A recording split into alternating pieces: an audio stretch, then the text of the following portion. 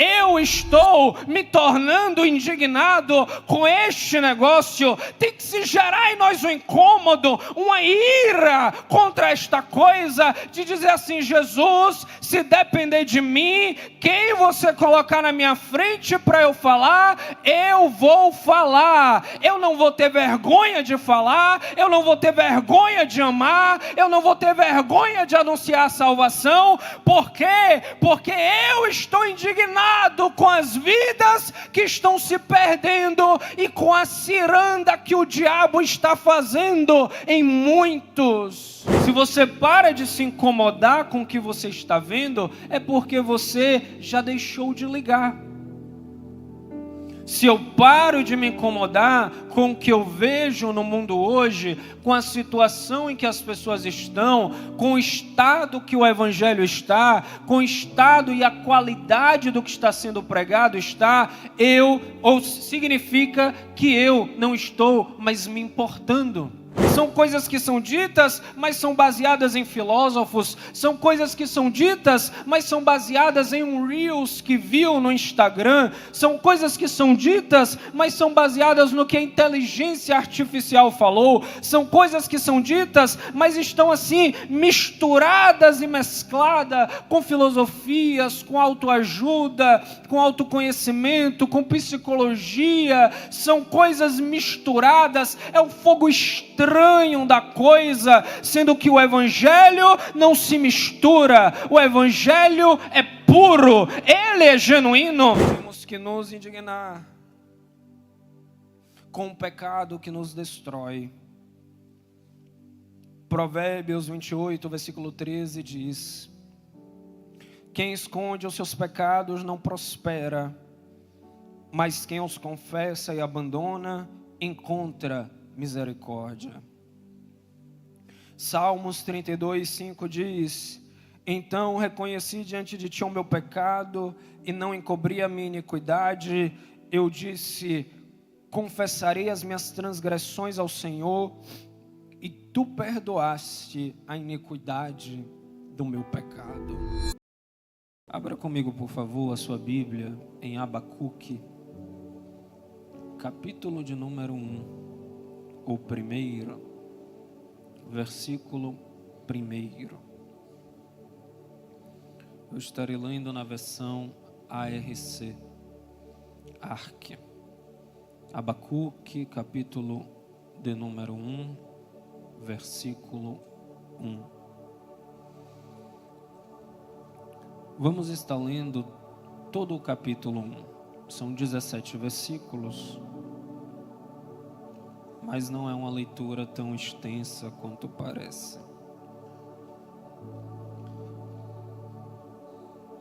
Aqueles que encontraram, digam amém.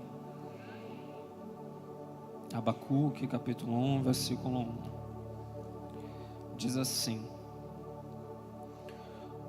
o peso que viu o profeta Abacuque. Até quando, Senhor, clamarei eu e tu não me escutarás? Gritarei violência e não salvarás.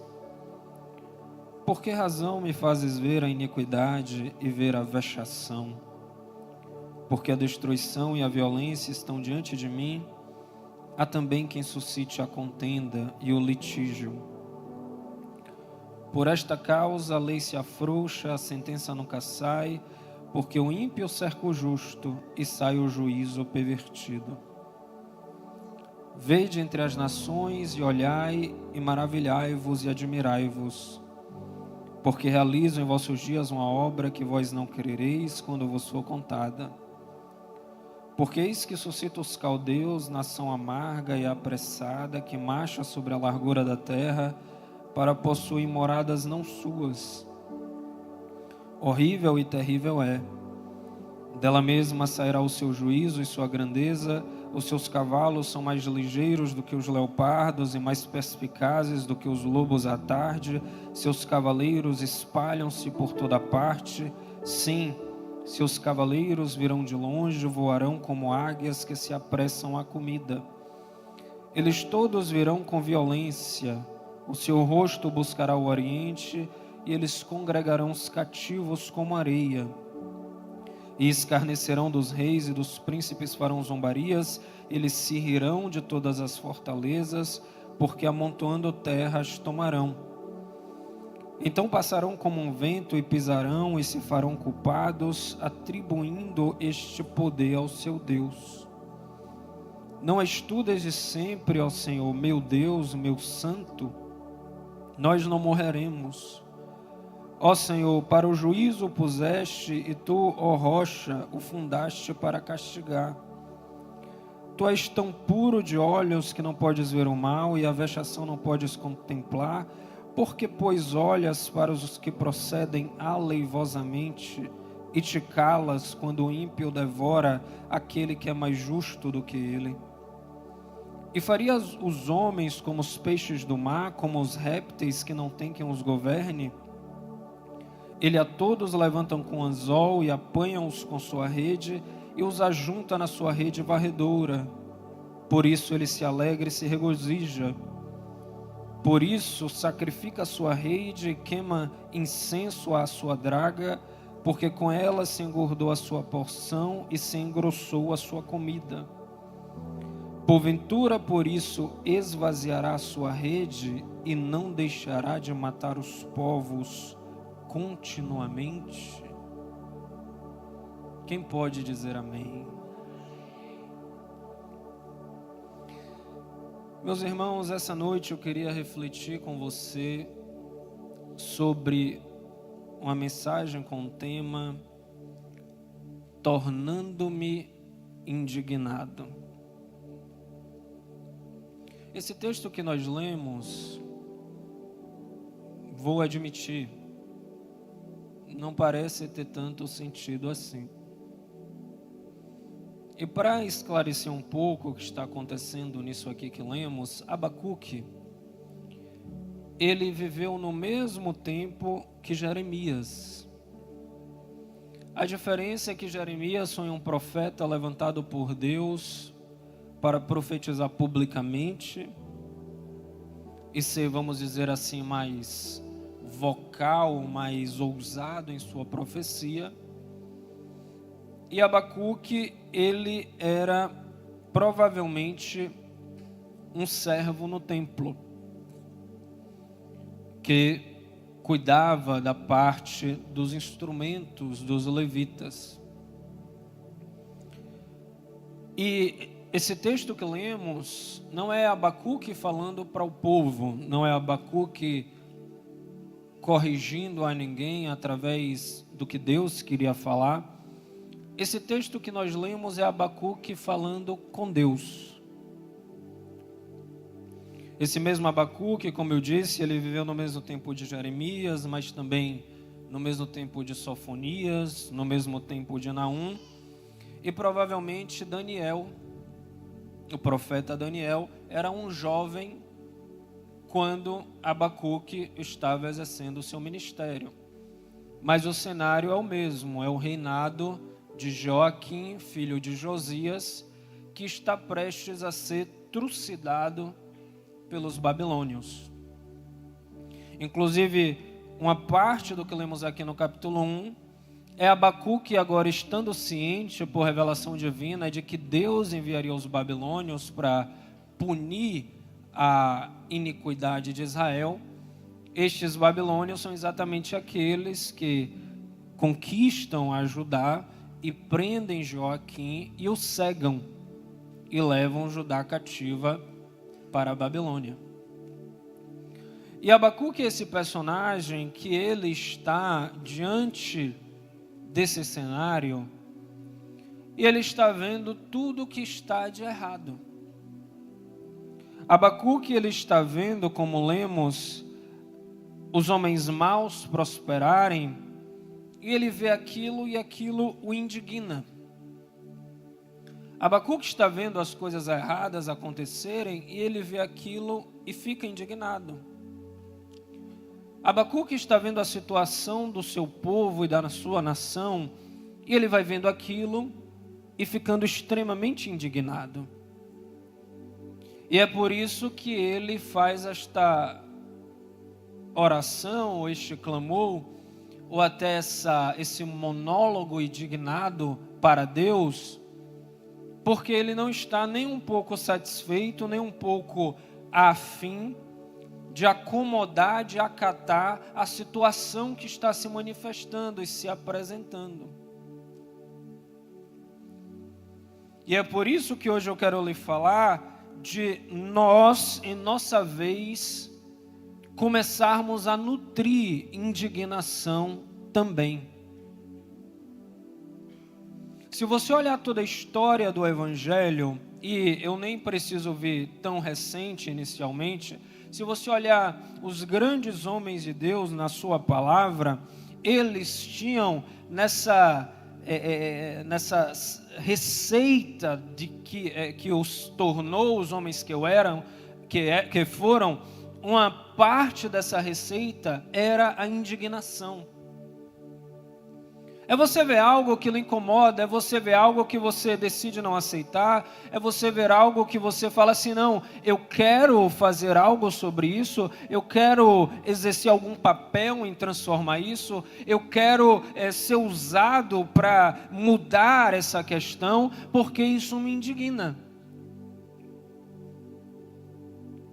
E estar indignado significa que Deus colocou em você uma visão que a maioria não está tendo e te indigna especificamente exatamente porque a maioria não está tendo e logo você é o indignado porque Deus espera que você faça alguma coisa,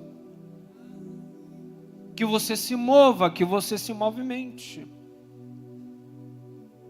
Se olharmos lá no reino de Acabe e Jezabel, que a Bíblia relata a história do profeta Elias, quando paramos para pensar e deduzir sobre o povo, a grande massa naquela situação, sim, haviam muitos que sabiam que o reinado de Acabe e Jezabel estava errado, que adorar a ídolos não era a vontade de Deus, mas dentre todos aqueles, havia Elias e pelo menos 7.000 com ele, dentre todo um povo que estavam suficientemente indignados. Um dos ingredientes que movem o cristão para ele fazer genuinamente aquilo que importa, tem que ser a indignação. E detalhe, não ter indignação normalmente é sinônimo de estar dormindo, de estar frio. Porque quando as coisas vão acontecendo, eu vou vendo o estado das coisas e eu não ligo para o que está acontecendo, é porque eu não me importo mais. A Bíblia diz que Deus, Ele é um Pai que corrige, porque o Pai que ama, corrige. Logo eu entendo que, e você que é pai e mãe, vai concordar comigo, que se você para de corrigir o seu filho, é provavelmente porque você não ama mais. Se você para de se incomodar com o que você está vendo, é porque você já deixou de ligar. Se eu paro de me incomodar com o que eu vejo no mundo hoje, com a situação em que as pessoas estão, com o estado que o Evangelho está, com o estado e a qualidade do que está sendo pregado está, significa que eu não estou mais me importando. Eu não estou mais ligando.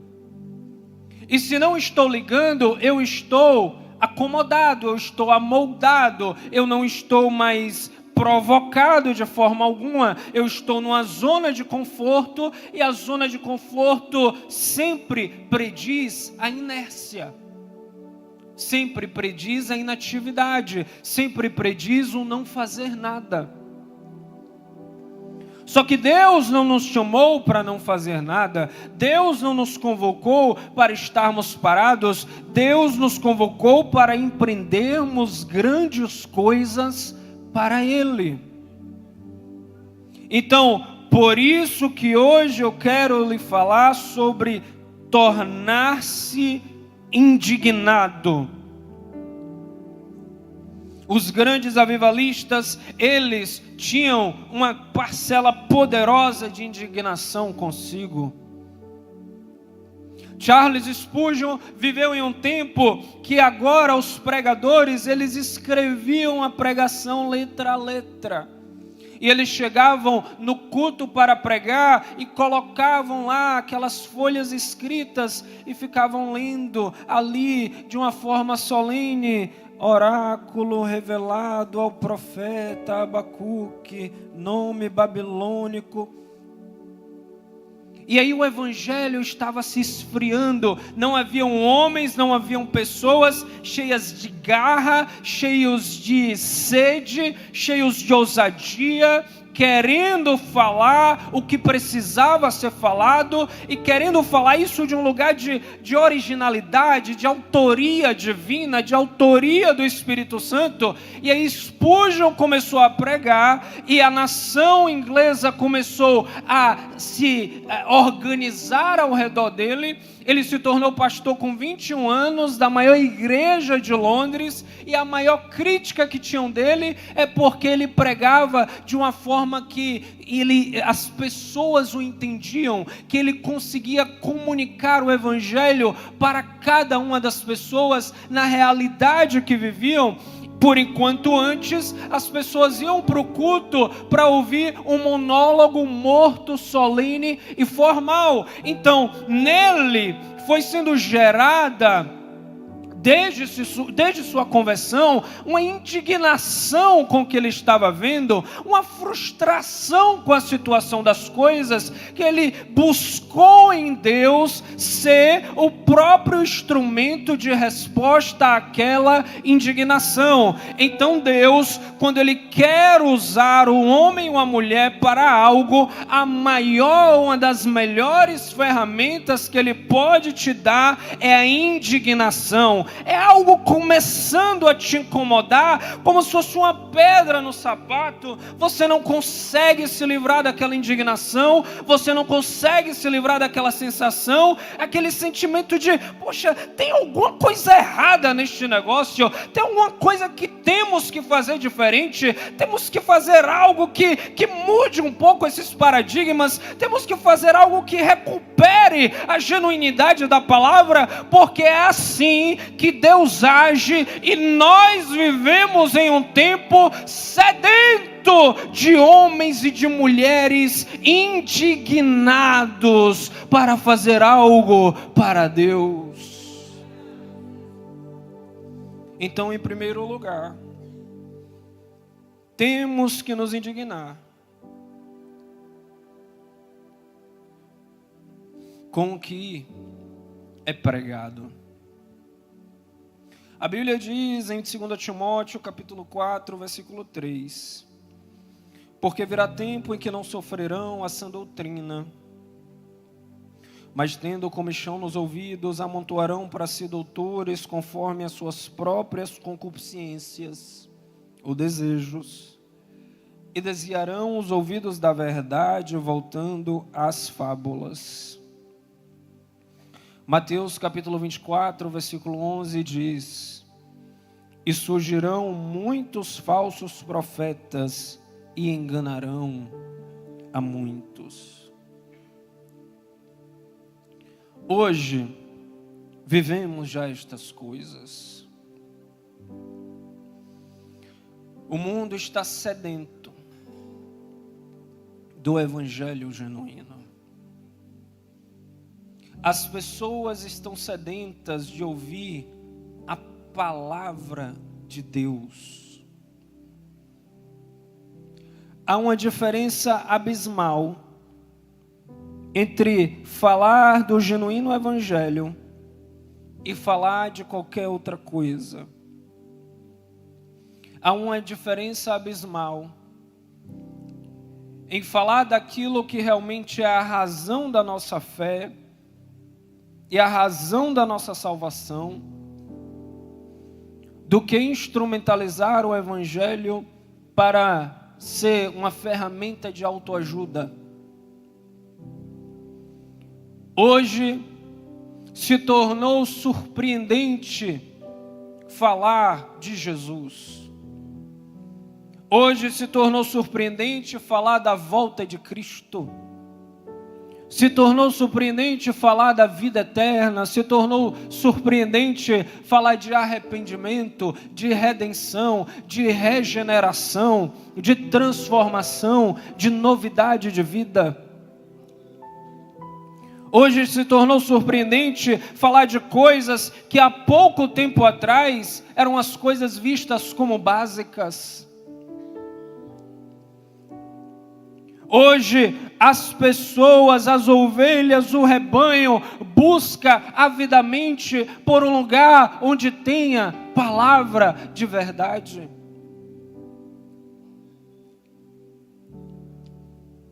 E aí parece que às vezes temos que ficar caçando. Não, hoje eu queria ouvir uma palavra de verdade, eu queria ouvir Bíblia ministrada ao meu coração, eu queria sentir a palavra de Deus sobre minha vida, e aí parece que hoje isso se tornou pedir demais. Por quê? Porque chegamos ao tempo em que, além de muitos não estarem dispostos a ouvir, muitos estão dispostos a enganar. Então, meus irmãos, temos que estar indignados com tudo aquilo que foge da genuína palavra de Deus. Temos que nos indignar com tudo aquilo que é chamado de evangelho e não é. Com tudo aquilo que é chamado de ensino bíblico e não é. E são coisas tiradas de si, são coisas que são ditas e não são provadas na palavra, são coisas que são ditas, mas são baseadas em filósofos, são coisas que são ditas, mas são baseadas em um Reels que viu no Instagram, são coisas que são ditas, mas são baseadas no que a inteligência artificial falou, são coisas que são ditas, mas estão assim misturadas e mescladas com filosofias, com autoajuda, com autoconhecimento, com psicologia, são coisas misturadas, é um fogo estranho da coisa, sendo que o evangelho não se mistura, o evangelho é puro, ele é genuíno, nada se compara a ele. Esse evangelho é a única coisa deste tipo que existe neste mundo e nesta terra. E aí a gente tem que se indignar com este negócio. Graças a Deus, estamos aqui em uma igreja bíblica, mas quantos e quantos não têm essa oportunidade e não têm isso à disposição? Não seja a ovelha que dá sobrevida ao falso profeta. Porque o falso profeta prospera por enquanto tem quem o ouve. Um cristão genuíno, indignado com a situação do que é pregado, ele não ouve qualquer besteira, ele não ouve qualquer bobagem, ele se rejeita isso gera algeriza nele, gera aversão, não entra aqui, ele não consegue digerir, e aí ele para de ouvir, e é aí que aquele que é enganador, aquele que é falso profeta, que é falso mestre, ele para de ter ibope, ele para de ter audiência, e aí o plano do diabo é frustrado. Antes mesmo que sua armação final se concretize. Meus irmãos, não empreste seus ouvidos a enganadores. Não acate qualquer ensino. Questione, pesquise, leia a sua Bíblia e confronte o que você lê com o que eu falo. Eu sou uma pessoa que normalmente, qualquer coisa que alguém falar para mim, eu logo digo, tá onde isso na Bíblia? Um ensino, uma coisa assim, uma coisa nova, estranhosa, eu logo pergunto, onde é que isso está escrito? Qual é a base desse negócio? Hoje vivemos um tempo que com essa coisa das redes sociais e aquilo que é novo e surpreendente, todo mundo, ou melhor, aquilo que é novo e surpreendente ganha like e comentário e ibope. Aí a gente vive um tempo que é um bocado de gente querendo inventar a roda com o evangelho. Olha essa coisa nova aqui que ninguém nunca viu. Olha isso aqui revelado que ninguém nunca falou. Olha esse... O evangelho é coisa simples, para homens e mulheres simples, para que todos entendam, para que todos sejam alcançados. Você só precisa saber que um dia o próprio Deus se fez carne e habitou dentre nós e morreu sem cometer pecados e ao terceiro dia ressuscitou com poder para nos salvar. Isso basta. Tem coisas que derivam disso? Tem que ser ditas, mas tudo fora disso, tudo que não tem isso como base, tudo que não nasce disso, não nos serve. Então temos que nos indignar com o que é pregado.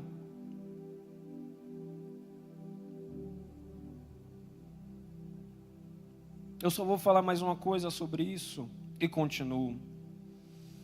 Irmãos, todo povo tem um líder espiritual que merece. Todo povo ouve o tipo de evangelho que merece. No dia que eu começar a falar besteira aqui, e você não me confrontar, e você não me cobrar, e você continuar me ouvindo, você vai estar tendo o pregador que você merece. No dia que eu falar aqui besteira, que eu falar historinha furada para boi dormir, e você chegar para mim e falar, João, hoje foi cheio de história furada.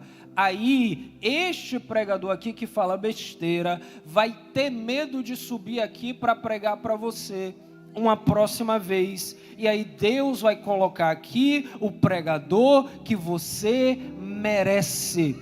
Então, através desta fé, através dessa indignação e deste compromisso com a palavra de Deus, alimente na sua vida o seu pastor, os seus ministros, através do crivo da palavra, para que nós não sejamos culpados da nossa própria destruição, não sejamos culpados da nossa própria letargia. Nós precisamos estar indignados com como somos ministrados, com o que é dito por aí, porque sabemos do valor e da importância do Evangelho de Cristo, e sabemos que falar qualquer coisa fora disso é um desvario, é uma loucura, é uma afronta com Jesus. Quem sobe aqui para falar com você e quem se coloca em qualquer posição para falar com você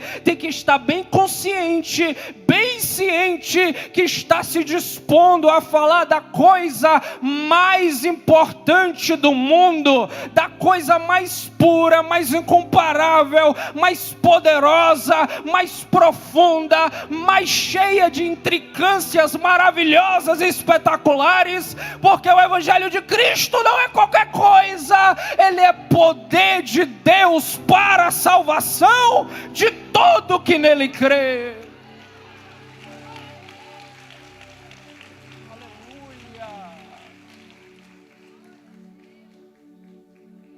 Em segundo lugar, temos que estar indignados com as vidas que estão se perdendo. Eu lembro, graças a Deus, eu tive uma criação muito privilegiada. Meu pai foi um homem que nasceu do nada, perdeu o pai cedo, começou a vida vendendo água na feira, em Catu. Esses dias eu estava na casa dele, ele achou a carteira de trabalho dele, emitida em 1974, e eu achei tão interessante, eu fui olhando aquelas informações tão antigas, vendo o percurso profissional dele. E meu pai, ele me teve quando eu tinha 40 anos e já estava bem empregado. E a minha infância, a minha adolescência, a minha recém-juventude, eu nunca tive tanto ou tão diretamente contato com o sofrimento. Mas eu lembro que eu ia com ele para umas viagens missionárias, ele ainda tem um grupo missionário, e chegávamos a alguns lugares que você não consegue imaginar que isso exista tão perto de Feira de Santana. Tem lugares, gente, que não são nem a 400, nem a 300 quilômetros de distância para aqui, que você fica abismado com como as pessoas vivem. Eu lembro até hoje, não vou lembrar o nome do lugar, mas mesmo se lembrasse, na verdade não diria, porque não é adequado. Mas eu lembro que a gente chegou em um lugar que eram habitações feitas pelo governo, umas casinhas padronizadas, não eram prédios, era em um lugar muito pequeno. E eu lembro que todo mundo do grupo comentou que as moças não, pelo amor de Deus, as crianças, meninas de 10, 11, 12 anos, todas já andavam como se fossem mulheres adultas, já se vestiam como mulheres adultas, tinham trejeitos de mulheres adultas e se portavam de uma maneira sensual. Quando a gente chegou, a gente percebeu isso. Quando a gente ficou lá mais um pouco, a gente foi descobrindo que era um lugar que o estupro era normalizado, que incestos não era notícia nova, que essas crianças tinham relações sexuais com adultos e todo mundo estava... E você ficava olhando aquilo sem acreditar. E aí eu comecei a trabalhar com psicologia, e aí eu fui todo dia passando a ver o sofrimento do outro lado da minha mesa. E o que eu só posso pensar é que eu tenho que me indignar com as pessoas que estão se perdendo, com aqueles que estão escravos do pecado. Se você não se entristece com isso, eu hesito em usar palavras fortes, mas se você não se entristece com isso, você tem que buscar de Deus avivamento, vivificação, porque você está em UTI, você está prestes a morrer espiritualmente. Isso tem que nos doer lá no fundo do coração, em ver a situação de quem vai se perdendo.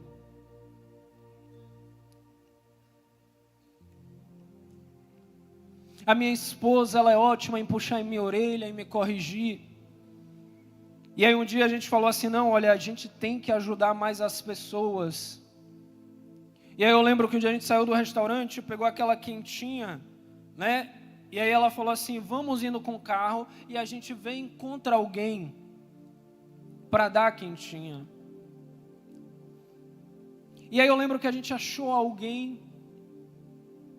E aí eu não tenho problema de admitir, eu saí do carro envergonhado, não sei porquê, eu fiquei envergonhado de falar com aquela pessoa, eu fiquei envergonhado de falar de Jesus para ela, eu fiquei envergonhado de falar uma palavra de amor, eu fiquei envergonhado de passar alguns minutos ali com ela, nem para perguntar o nome, nem para dizer o que estava acontecendo, nem para perguntar se tinha alguém ali que ela conhecia, que poderia contactar. Eu não quis saber de nada, eu entreguei.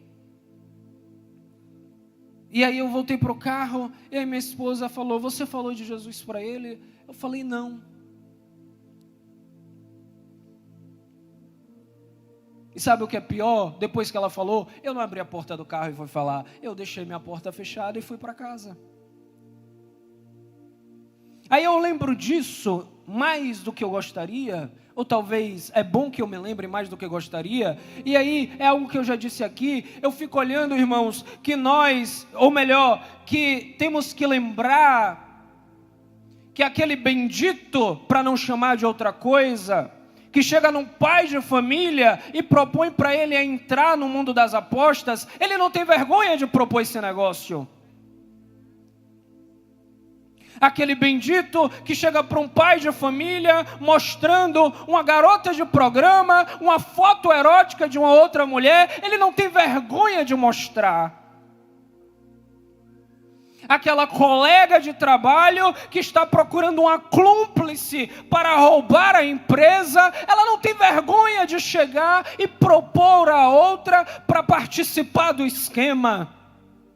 Mas nós temos vergonha de falar de Jesus. Não. Eu estou me tornando indignado com este negócio. Tem que se gerar em nós um incômodo, uma ira contra esta coisa, de dizer assim: Jesus, se depender de mim, quem você colocar na minha frente para eu falar, eu vou falar. Eu não vou ter vergonha de falar, eu não vou ter vergonha de amar, eu não vou ter vergonha de anunciar a salvação. Por quê? Porque eu estou indignado com as vidas que estão se perdendo e com a ciranda que o diabo está fazendo em muitos. Isso tem que nos tirar do sério. Isso tem que nos doer, nos fazer amargar. Dwight Moody, um dos avivalistas que residiu em Chicago, na biografia dele conta que ele é um exímio evangelizador. Conta-se que em sua vida mais de 1 milhão de pessoas vieram a Cristo através das suas pregações. Uma noite, por alguma razão superior, não sei exatamente como caracterizar, ele não fez o apelo. E aí a biografia diz que Moody, ele foi para casa e ele teve insônia por não ter feito o apelo.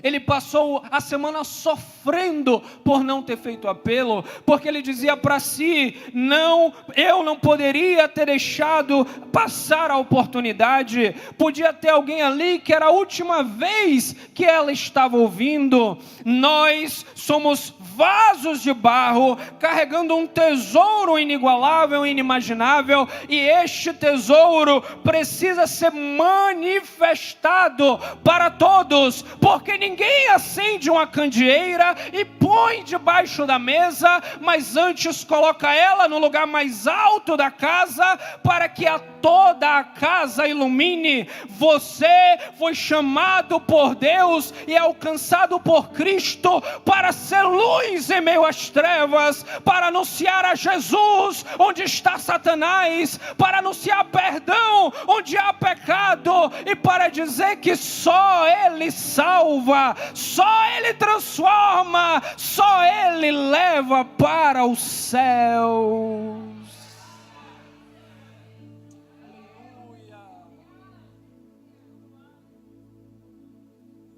E vou caminhando para terminar.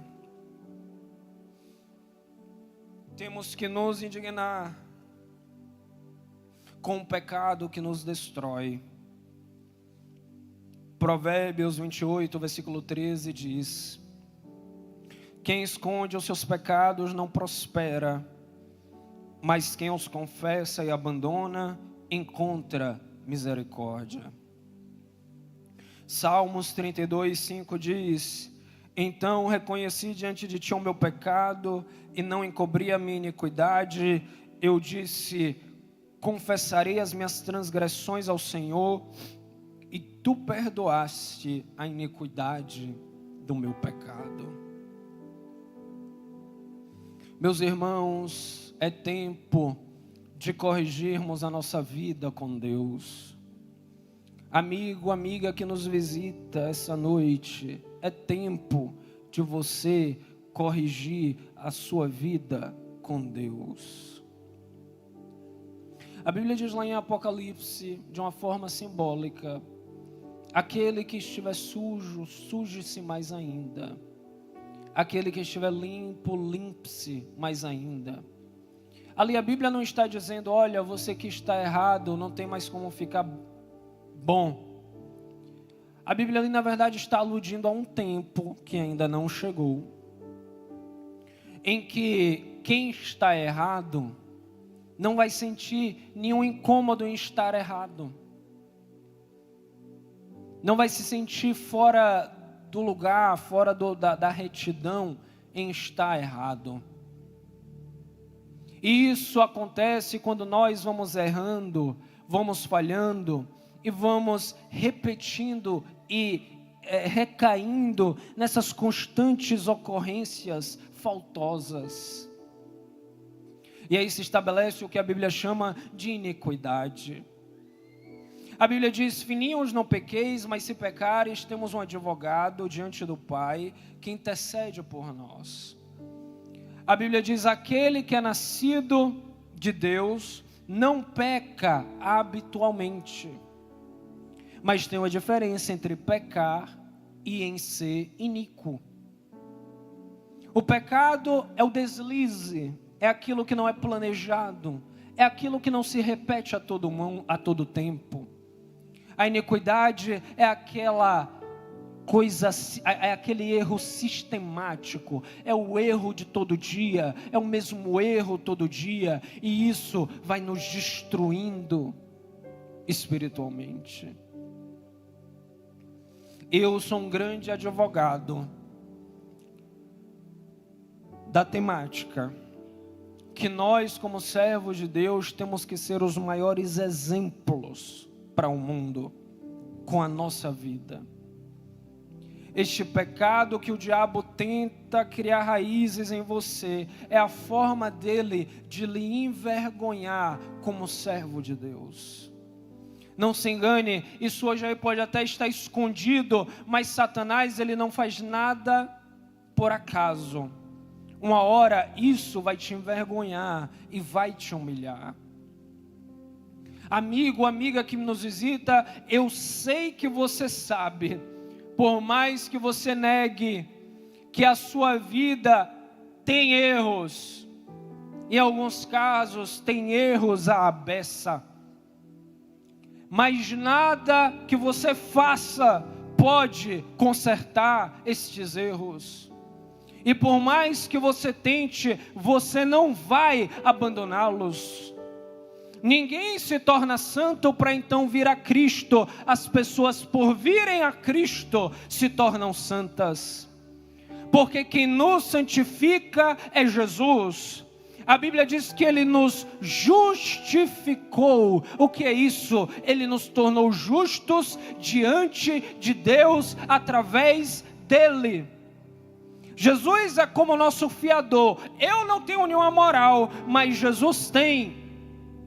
E aí Jesus chega diante de Deus e fala assim: Pai, João Lucas aqui, eu dei a ele o direito de ser filho do Senhor também.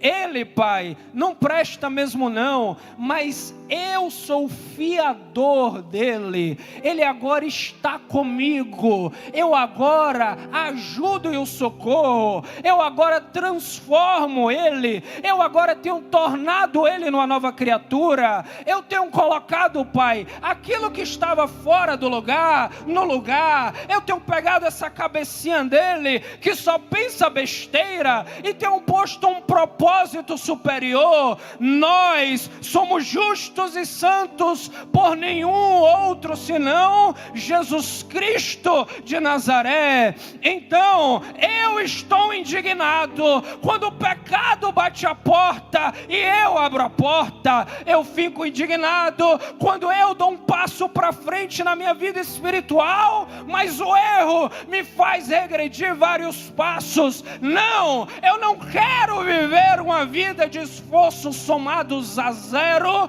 Eu não quero perder meu tempo nesta caminhada. Eu quero fazer a coisa da forma que Jesus quer. Então este pecado que me destrói vai cair fora da minha vida Hoje mesmo, nós temos que nos comprometer a viver em pureza para Deus.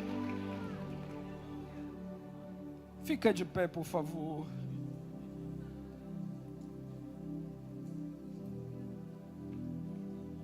Em último lugar, temos que nos indignar com a frieza espiritual.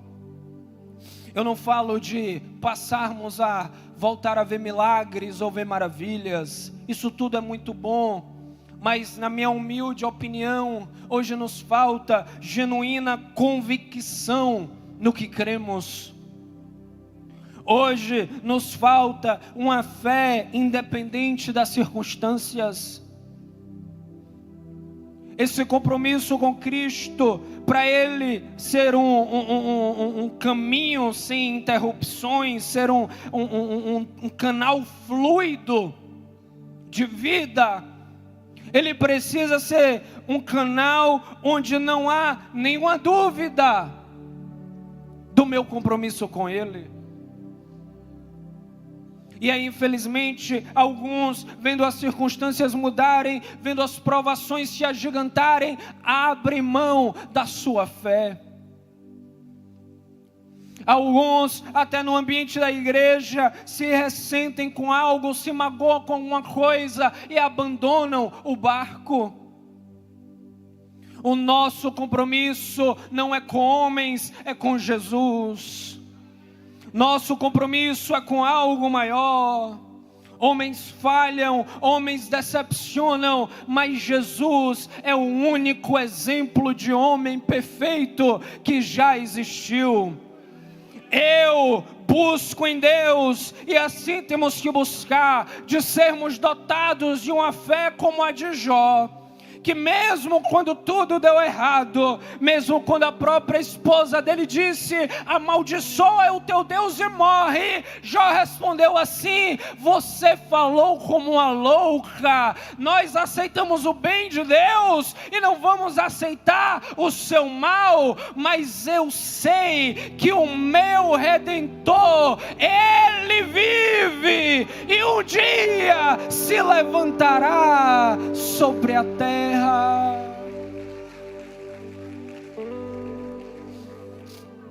Queridos, não podemos ser frios,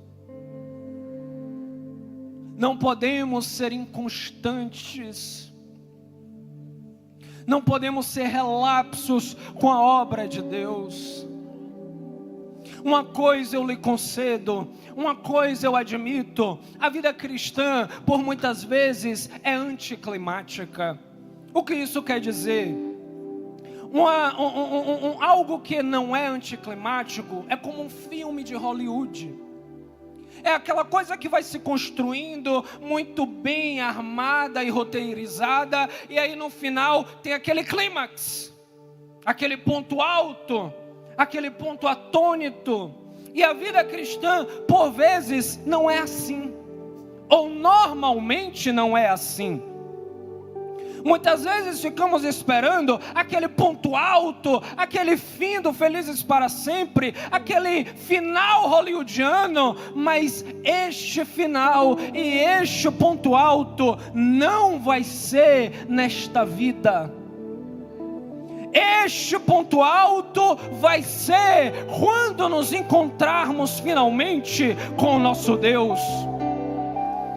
Então, o que é que me resta aqui agora? Não vou relembrar a referência e talvez nem recite corretamente, mas vou tentar dar a ideia. Paulo, em certo momento, ele se pega nessa divisão. Poxa, então, será que vale a pena estar aqui? Ou será que eu já devia logo estar com Cristo? E aí ele fala assim: eu queria estar com Cristo, porque isto é muito melhor, mas sei que hoje eu preciso me desgastar por amor das almas. O que é que cabe ao cristão fazer nesta vida aqui? Sim, irmão, você tem que trabalhar, você tem que pôr comida dentro da mesa, mas acima de tudo tudo lembra, o nosso papel aqui é ganhar pessoas para Jesus. Eu quero entrar no céu com esta multidão, juntos na presença de Deus, porque e chegar lá, aí sim vai ser o clímax, aí sim vai ser o ponto alto, aí vão faltar palavras, aí vão faltar movimentos corporais, porque sim, só diante de Deus é a linha final, é a linha de chegada. Então eu estou indignado com esta frieza espiritual, porque eu entendo que o meu propósito neste mundo e nesta terra ainda é válido, ainda é vivo, e até o meu dia será, porque a Bíblia é clara, fiel esta palavra e digna de toda aceitação, que Jesus Cristo veio ao mundo para salvar pecadores, e eu vou me colocar na posição de ser um instrumento de salvação nas mãos de Jesus.